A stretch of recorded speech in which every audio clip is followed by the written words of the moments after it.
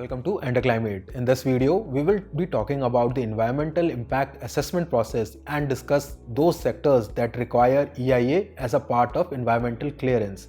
We will also talk about the recent amendment to the EIA notification that exempted certain developmental projects from the ambit of environmental clearance.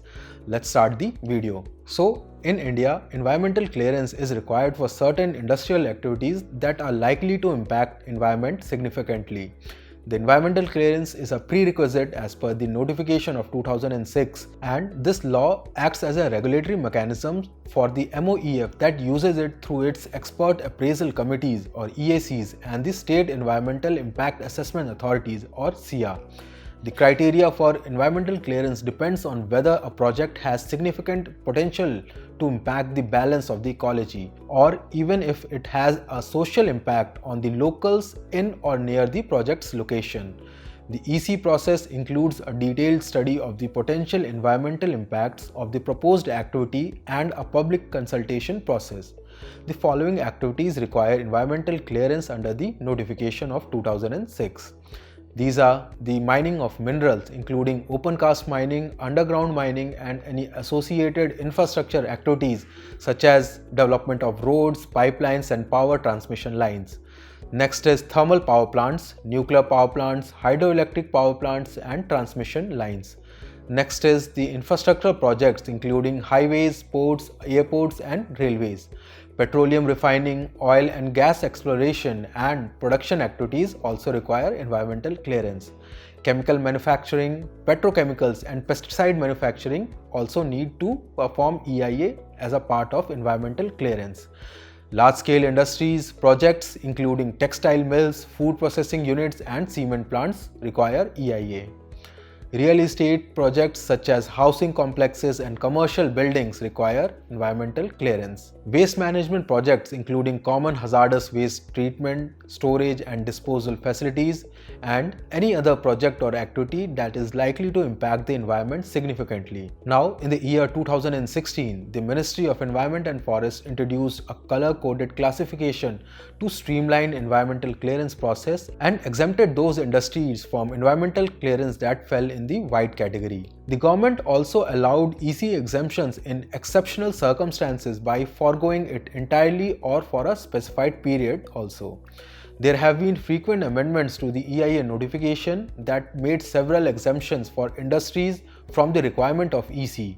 This exemption was subjected to certain conditions such as the size of the industry, its location, the use of raw materials, and the potential of the project to impact the air, water, and soil quality in the area.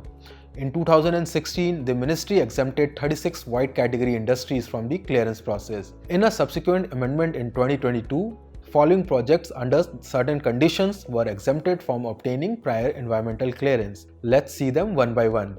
The first is the highway projects that are strategically important and lies within 100 kilometers from the line of control.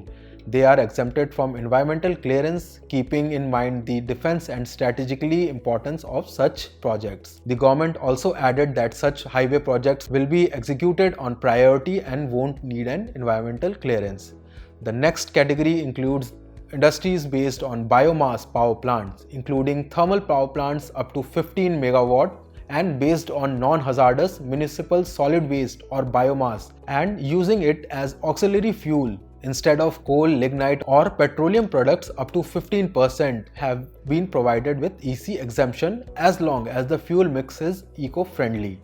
The next category is of ports and harbors that is dealing with fishing. Fish handling ports and harbors with lesser pollution potential as compared to others and that caters to small fishermen are now provided EC exemption. The next sector was toll plazas.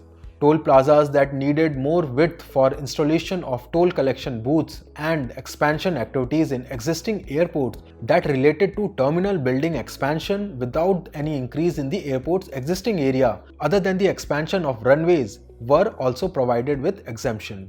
Now, for a project proponent that requires environmental clearance for their project, It is also important to understand the process of EIA and the required assistance of NABID certified consultants that can guide them with the requirements of the environmental clearance. It is therefore recommended that a person looking for assistance in environmental compliance and related clearance process should seek experts' advice or consultation to avoid any error in the initial stages. At Enterclimate, we can identify and fulfill all your legal obligations and applicable environmental compliances. Reach our experts from the details shown for any project related queries.